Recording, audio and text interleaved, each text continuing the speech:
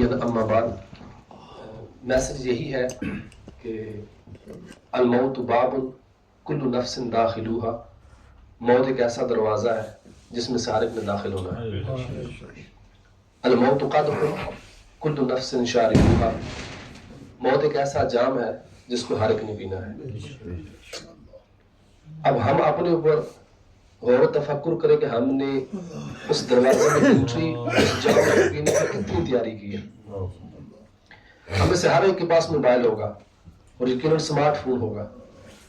ہمارا وہ smart phone بھی ٹریک کرتا ہے۔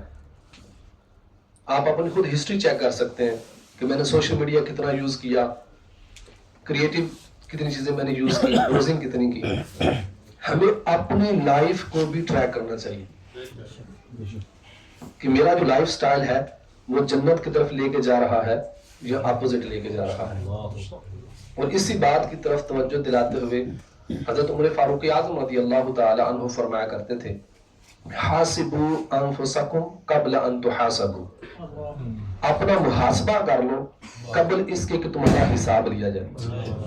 وزنوا اعمالکم قبل ان توزنوا، اپنے اعمال کا دنیا میں موازنہ کر لو قبل اس کے کہ کل بروز قیامت میزان عمل پر تمہارا وزن کیا جائے اعمال کا۔